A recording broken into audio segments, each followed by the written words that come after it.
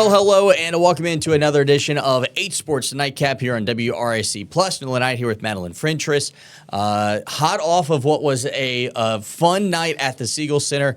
They announced it as an official sellout. I don't know if every seat was filled with all the ice everywhere and whatnot, but it ended up being a pretty good game. The VCU Rams win it 77-69 and move to 15-6 on the season, while the Spiders fall to 13-9. Your first Capital City Classic. Obviously, you'd seen the atmosphere at the Siegel Center before, but you made a joke before the game. It was kind of like what did you say? Like a cross episode? Yeah. So you guys know on Disney Channel when on Disney, whatever it is, Nickelodeon, when iCarly would go on Victorious or vice versa. It was like a crossover episode. So that's what I felt like I was watching last night because I cover both teams. Yeah. And so it just felt weird. But I was not disappointed by the Capital City Classic, the first leg at all. It was super cool, awesome atmosphere. Despite what they had going on outside, there was a ton of people in that. Yeah, I kind of like that analogy. And when you said it to me, I didn't really understand it. But then when we were out there on the floor shooting the game, it kind of clicked. It was like, yeah, there's Jason, the SID for Richmond. Chris Mooney's here at the Siegel Center. That's kind of weird. Yeah. Like they're supposed to be over there. That's really funny. But yeah, it ended up being a great game. Late in the VCU, we should say, led wire to wire. I think they took a lead with 19:34 left in the first half and never gave it up.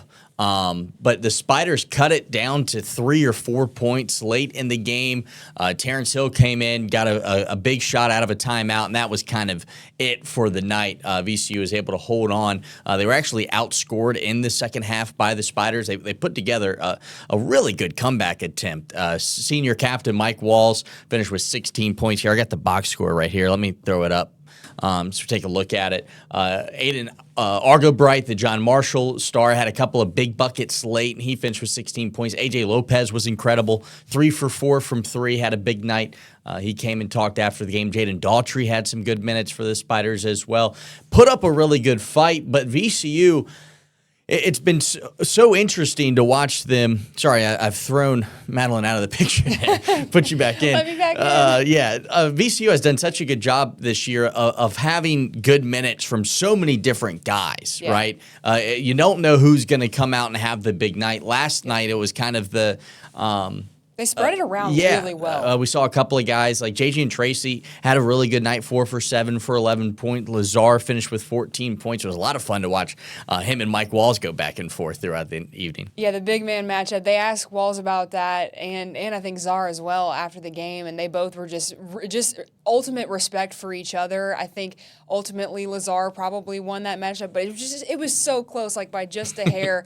His defense was I would say pretty good last night over Walls. So. Yeah, well, I mean, Walls finished 6 for 10. What my favorite part of probably the press conference was they asked about Lazar, who's not an overly commutative guy. He's from Serbia. English is not his first language, and so he doesn't say all that much all the time. But when they asked him about Mike Walls, the first thing he says, well, I'd watched all of his tape, and he wasn't shooting any fadeaways, and he hit like 3 fadeaways last night.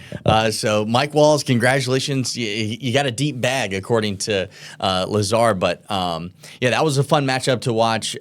Both teams were going back and forth. A lot of threes in this game. The Spiders only hit 5, but Richmond finished 9 for 24. A back and forth game. It reminded you of those games in the past between VCU and Richmond. Obviously, I only saw the matchups when it was Ryan Odom on the sideline, and their offense not all that different from Martelli's, and it was kind of interesting to hear Chris Mooney talk about the fact that this was the 7th head coach that he has faced off against that has coached the Rams. So you see how long he's been at Richmond. Yeah, absolutely, and but to get back to our point about VCU spreading the ball out really well and having a lot of success, any given night it could be a different guy, right? We saw Nick Lewis had a really big day a couple of weeks ago. Barry Evans can go crazy. Last night he had 0 points. He finished 0 for 6, but we've seen him have big games. And at the press conference, Jaden Tracy was asked about that and whether or not, is it frustrating to have downs? And then he's a 6-year senior. He's been playing college college basketball for a really long time, and he had a really thought out, great answer to that question. Here it is right here. This is J.G. and Tracy, guard, transfer from Oregon, talking about how on any given night the Rams can find success from a lot of different players. That's what we're waiting for. It's not me specifically, not him specifically. It's huge. It just happens sometimes in seasons. Like, it's been my 6th year in college, so I've been through this plenty of times before. But we're winning. We're winning games. So what can you really say? You know what I'm saying? The guys been picking me up. If I gotta play 8 minutes a night, 5 minutes a night, don't play for us to win that game, then I told, like Coach knows, that's what I'm willing to do. If it's another game where I'm playing a little bit better, then we'll roll with that. But I'm just want to play winning basketball, and we all got our mind set on something. So it's a different guy's night every night. So pretty much, yep. Is that perspective helpful to lean on that you've been on highs and lows so many times? Yeah, man. I mean, I've been on teams where we lost 7 in a row, and you're playing bad, so that's much worse. You know what I'm saying? So when you're on a team that you got guys who, you know, like Lazar, T. Hill, Brandon had some really good games. You know what I'm saying? A lot of it, all of us have, and as long as we're winning, man, I really ain't got much to say. Of course, I could say selfishly I want to play better, but selfishly don't get the job done. And we're waiting for a game where we all play good. That's what we're waiting for. It's not me specifically, not him specifically, not him, but where we all clicking on both sides of the ball and just letting it happen. Have you guys had a day in practice when you guys are all clicking? What's that like? Competitive. Yeah. Very competitive. Yeah, so there you go. That was JJ and Tracy on this Rams team. One thing we hadn't mentioned that I think is worth mentioning: they finished 20. They got 22 points from the free throw line last night. That was big. Brandon Jennings was up there, one of the guys we had to talk to last night. He finished 6 for 6. Nick Lewis went 4 for 4. Lazar went 3 for 3. Terrence Hill 5 for 6. So they were able to get to the basket. We saw that and get some free throws, and what turned out to be a pretty big win for VCU. Taking a look at their schedule here. Yeah, it's huge, especially for me. Successfully do this. There we go. Rams now won 4 straight games. They're a quad 1 team as it stands. They have the second highest quad, or rather KenPom ranking in the A10, only behind St. Louis.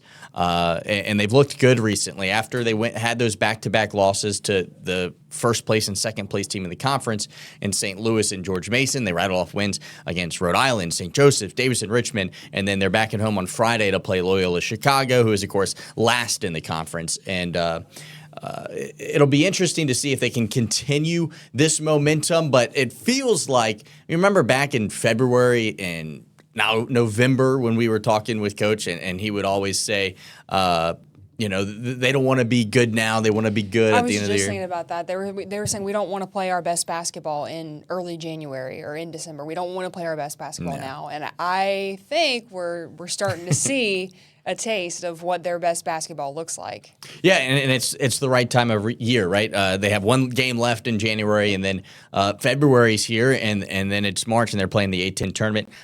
In terms of them getting in as an at-large team, that's probably out of the question unless they win out, which is not going to be easy to do, especially when you still have 2 games against Dayton still on the schedule, as well as another matchup against St. Louis and George Mason. So they have a really tough rest of their schedule. Now, granted, if they win all those games, maybe there is a scenario where they could try to get an at-large bid. The A10 looks like a league that could get a multi-bid league, but it's not looking great right now with some of the losses that they have had. But one thing is for certain, they're definitely playing some really good basketball, and they should be able to take care of business on Friday. I know we're expecting more snow this weekend, but with it being it's Friday, not going to scare away the fans, though. Clearly, I mean, you saw Broad Street. I was surprised anybody was there yesterday. Yeah, I mean, my goodness, we were getting into the media parking lot, like, riding on the roads, like just bumping. But everybody, like you said, there almost wasn't a seat that was empty last night. Yeah, I don't know if you guys watching have been down down Richmond, but the way the snow plows have gone through the streets and pushed all the snow to the side, the snow's up to like door handles on some of these Sandwiching cars. the cars, just in like that, boxing them in. I live near there, and it's the same. I spent an hour digging out so I could get out of a parking spot. It's rough, and then we're getting more snow, so it'll be interesting to see how that goes. But that was the first thing that Coach Martelli talked about when he entered the press conference was thanking the fans. He couldn't believe how many people were out. Yeah, he said that he thought that definitely played a part in the Spiders kind of having that slow kind of start. I think they scored 29 in the first half, so kind of a slow start for the Spiders offense. I think Coach Martelli said that was kind of a lot of thanks to the fans that showed out. Yeah, let's actually turn our attention to Richmond. Like we said, they had a pretty good comeback attempt at this thing. Now, VCU, they led wire to wire, but they got some great minutes from a lot of guys. Mike Walls, he's the senior captain. He's the guy that's kind of the pulse, the heartbeat of this team. Finished 6 for 10, 16 points, 8 rebounds. At the end of their game on the road, I can't think of it off the top of my head. I got to double check. Their matchup at George Washington, they lost. Mike Wallace sat there and said, look, like, this is a game we have to win. He's never beaten VCU at the Siegel Center. In fact, they've only beaten VCU at the Siegel Center 3 times ever since it was built in 1999. They play every year, back and forth. Or 90% of the years they've had a home and home. They've only won at the Siegel Center 3 times. It's something he really wanted to do, and he wasn't able to get it done this time. But he still has an opportunity to try to beat them again. Now, they did beat them 2 years ago, and they won the A-10 regular season. But to go out with the win is something that Mike Wallace seems like he really wants to do. This is what he had to say yesterday following the game. Players in the conference. It's just Huge, especially for me as one of the few 4-year returning players in the conference, to have the chance to play in such a famed and amazing rivalry. Unfortunately, wasn't able to get it done in my 4 years at this place specifically. The fans here are great. Fans at our place are even better. So excited to come back to our place in a couple weeks and get the job done there. Mike, you guys had 40 second half points and were able to get to the stripe a lot more. So there you go. Clearly disappointed following the loss.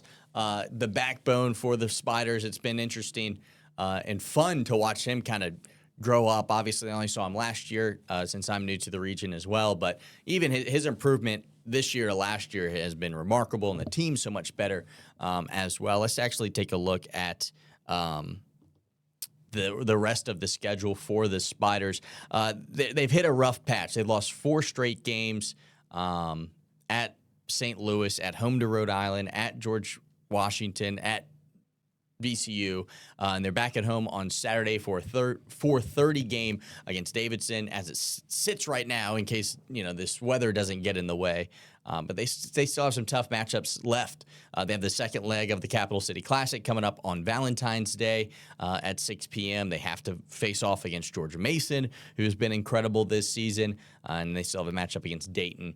But they've played pretty well. It's remarkable to see their improvement from last year because of how much success they have had in the past. I think fans are a little frustrated that they're not better, but if you just take a magnifying glass on last year's team to this year's team, it's been a big difference, and they've been competitive in a lot of games. 100%. Chris Mooney was also talking about last night how as far as size goes, they were definitely the smaller team out there, and that probably also has kind of an effect. Like, Mike Walls is obviously the big man, but Jonathan Beagle was also out last night, who is their other big man, and Mike Walls kind of had to do the heavy lifting in the paint kind of by himself.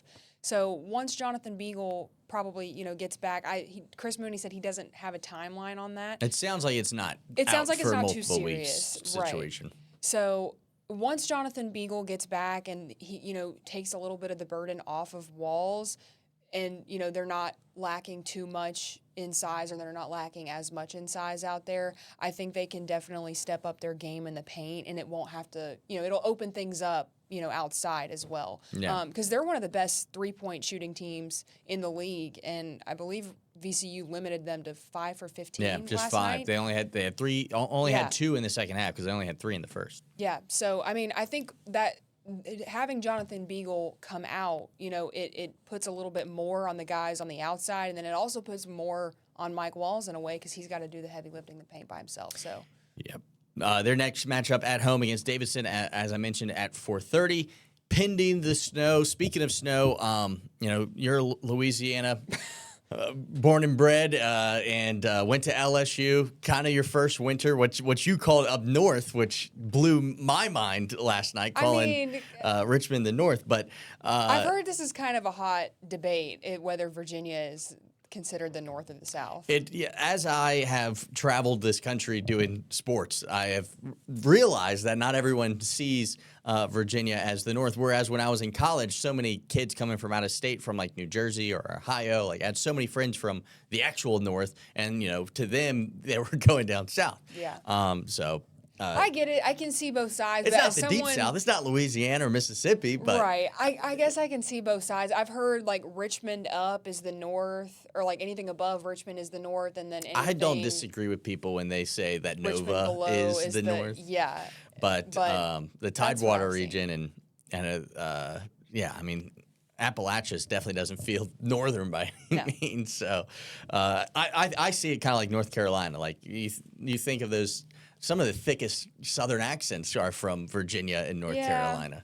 I will say though, this weather. When I got the job here, they were like, "Oh, we only get one big snow a year, and then other than that, you don't have to worry about it." Well, what is this? Yeah, you were up in the hotel. You had to walk to work a couple of times. Luckily, it was on the weekend, so I was hanging out at my apartment. Yep, but lucky you. It's okay. How was that experience? I got to do a weather hit for the first time, and it was really fun. I brought sports into it. I took the football and the golf ball outside and measured the snow compared to those, and everyone was just so shocked that I could do weather, and I was they're like, "Oh, wow, Madelyn, you did great." Incredible. I'm like, what did you think I couldn't do a little weather? Now, I wasn't out there giving you the degrees and the forecast and all that good stuff, but I can go out there and say what's happening. I had done like snowballs and snowmen in the past, but with this snow, how icy it was, you couldn't do anything really. We were shoveling to get to the VCU game last night. We were scraping the snow off the car and then watching. It was let's just say I'm ready for spring. We told you it was gonna be one big snowy year, and we had one, and then I was like, okay, that's gonna be good. We're done for the year, and then we had this week, and it wasn't as bad as some thought it could be. I mean, you see the devastation in Mississippi. That's what they were talking about with all the ice on trees. Yeah. But we got enough sleet that we didn't really have to deal with that much of that. Now, granted, people watching this, school's out for like 3 months, it feels like. Yeah. It's probably out for the rest of the week for everybody, and then we're supposed to get more snow this weekend. And then I think it's supposed to be in the 40s next week, so we probably still have some warmer than it is now. That's all I care about. But yeah, hopefully you tuned into your fantastic weather coverage. There was no overtime last week, right? Yep. So hopefully that returns pending a horrible snowstorm and things have to change again. But hopefully overtime returns. And then we got still got a busy week of basketball. VC's at home on Friday night. Richmond's at home on Saturday. 9 p.m. tip for the Richmond women are playing right now around when this comes out. So a lot of stuff's going on. Virginia Union's at home on Thursday. So a pretty busy week. Be sure to stay tuned in to 8Sports for the latest. Thanks so much for tuning in. We'll see you guys next week where maybe we'll preview the Super Bowl. That's right around the corner. Good night, guys. We'll see you next week.